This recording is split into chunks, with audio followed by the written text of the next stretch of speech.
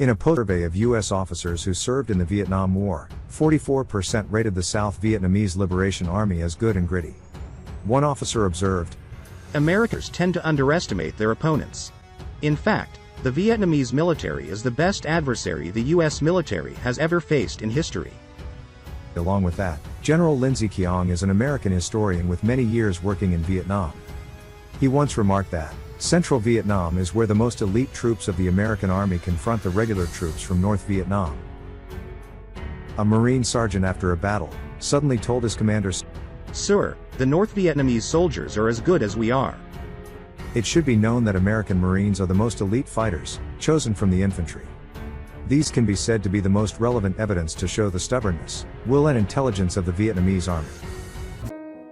As in the previous issue about Chu Chi, we have a certain image about it. Many people have wondered when did the Vietnamese army dig the Chu Chi tunnels? Who designed it? After digging the tunnel, where did the soil and sand hide so that it wouldn't be discovered? The answer is that there are no architects to design. That is the work of the people of Chu Chi. This is a work that the world's leading architects must also respect when known.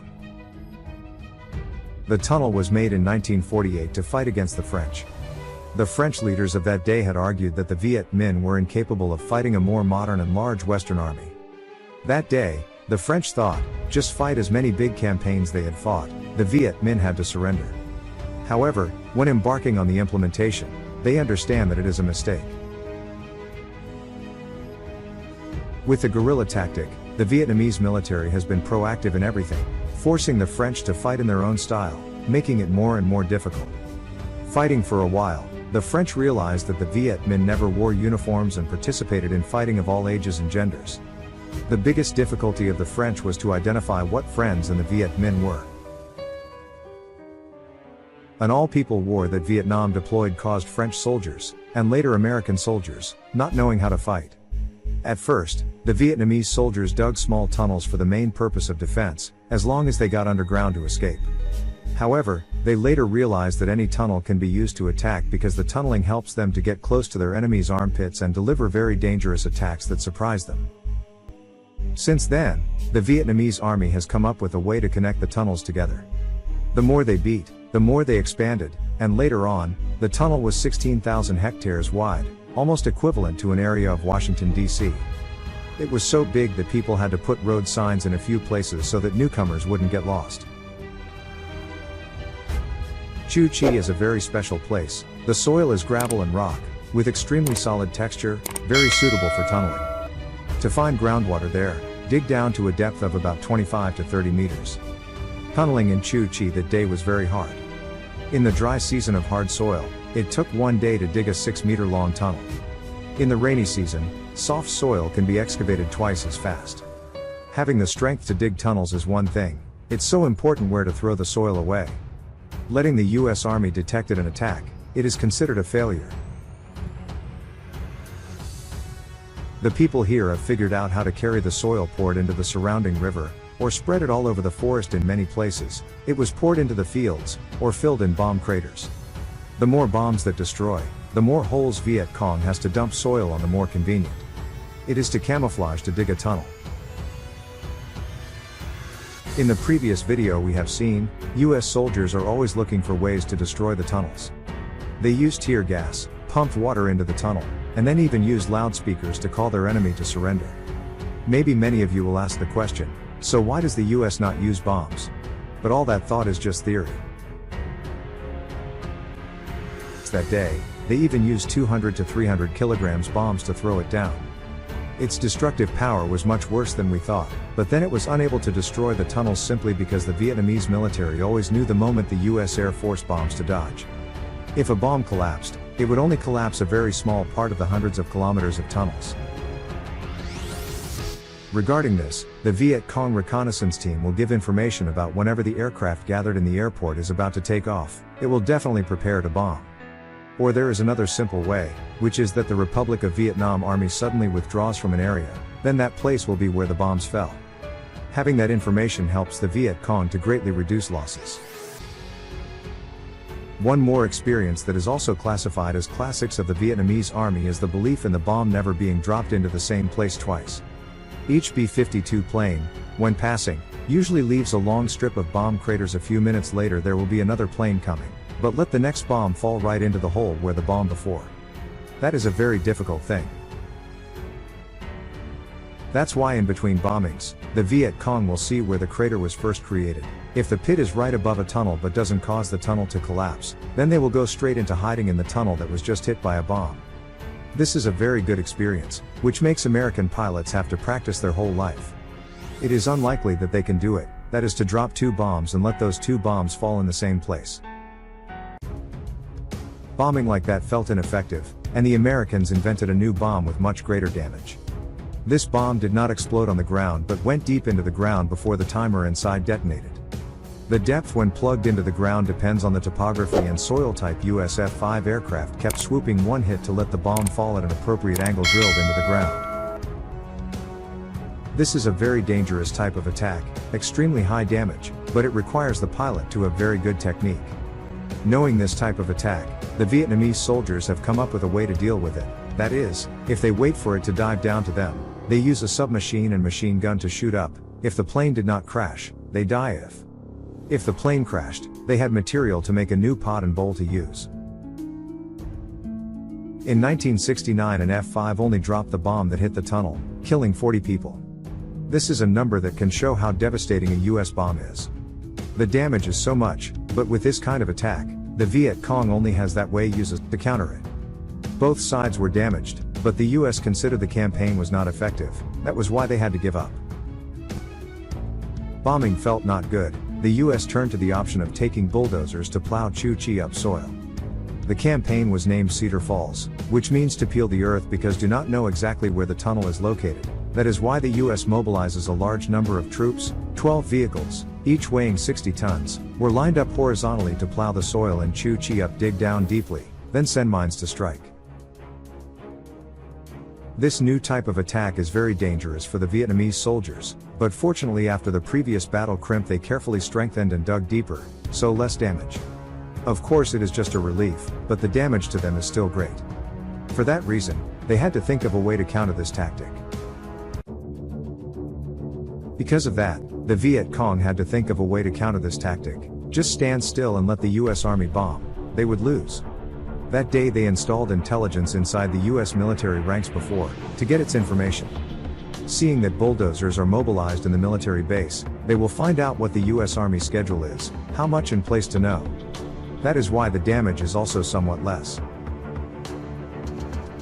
In addition to bulldozers, tanks are also something that American soldiers use regularly to beat tunnels that makes the Vietnamese Army extremely uncomfortable. Tanks are not only normal tanks, but the US Army also uses amphibious tanks. This tank was maneuverable on both the ground and below, making the soldiers and people of Chu Chi unable to live in peace. How did the Vietnamese Army counter modern American bulldozers and tanks in the Cedar Falls campaign? Why did the Viet Cong could not wait to fight American tanks? And why the Cedar Falls campaign was a pathetic failure? In those days in Chu Chi, there was Mr. Hoai Duc, a man whose knowledge only reached reading and writing, with some mechanical skills related to cars, but without any education in bomb making. Yet, he was the one who ingeniously crafted the Gat mines that trapped tanks, making the American military shed tears in their battles against the Vietnamese forces in Chu Chi. Initially, he borrowed 2 mines from the military officials, Russian mines, to study and then used them to test on US tanks. However, these mines required direct pressure to explode. Placing a bomb between the tank's wheels had no effect at all. This drove him to experiment further, leading him to extract explosive material from bullets and unexploded bombs to create these mines. He added a firing mechanism, leaving a small hole for a long stick. When a tank rolled over the stick, it triggered a powerful explosion without needing direct pressure. According to statistics, due to Mr. Hoai Duc's innovation, nearly 5,000 American tanks were destroyed in Chu Chi. Most were taken down by his handmade mines. This astonishing feat drew numerous foreign journalists after the war to interview Mr. Duc out of sheer curiosity and unbelievable.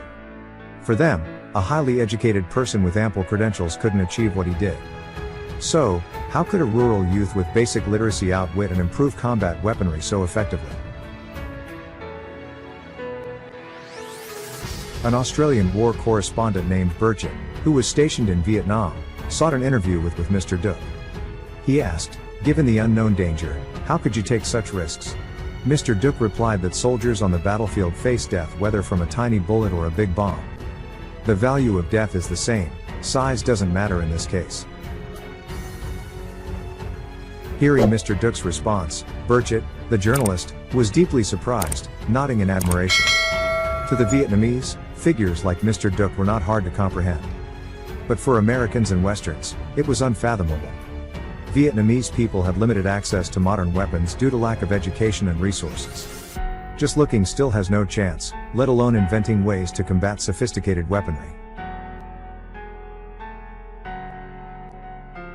According to former Vietnamese Prime Minister Vo Van Kiet, a high-ranking leader in the Chu Chi battlefield, the Vietnamese soldiers saw American M113 armored vehicles swimming across the river, a sight as strange as encountering an alien species. At first, they heard distant rumblings that echoed like thunder beneath the ground. Then, unfamiliar vehicles appeared, moving in a line.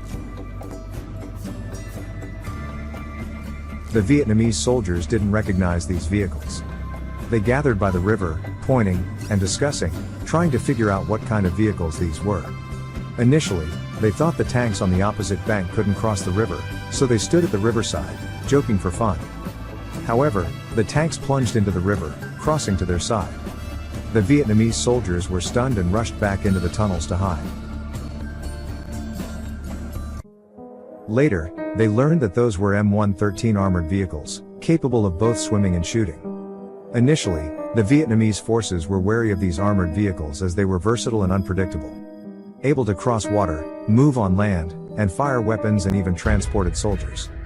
But after devising the Gat mine strategy, the Vietnamese military started to wish for these vehicles to come to Chu Chi in abundance for economic gain. The overseas Chinese community knows that the Viet Cong has successfully beaten M113, flocked to Chu Chi to order parts and materials in bulk, like scrap metal collectors do today. Components, machinery, even aluminum casings, each piece could be sold for about $100 to $150 in 1967. This influx of funds enabled them to buy rice, salt, and medicine, supporting a company of about 100 soldiers for a whole week. As the supplies almost dwindled, the Vietnamese soldiers would sit by the river, eagerly awaiting the armored vehicles because if this kind of vehicle came they had scrap to sell making money. If not, they had nothing to eat. Although the US Army failed in tricks with the most advanced techniques, it lost a lot of money. However, the purpose of the US was still to clean up the Vietnamese guerrilla army in the Chu Chi tunnels. So the US military did not want to stop at this defeat. So how did the US military change its tactics? What weapons or fighting methods can be used to clear the guerrilla army hiding in the tunnels? And how the Vietnamese army against the US Army? Let's find out in the next episode. How do you think about this topic? Let us know in the comments below. Don't forget to like and share this video. Subscribe and turn on notifications so you don't miss our videos and much more. Click on the screen to watch another thrilling video. Thank you for joining us. See you in the next one. Take care.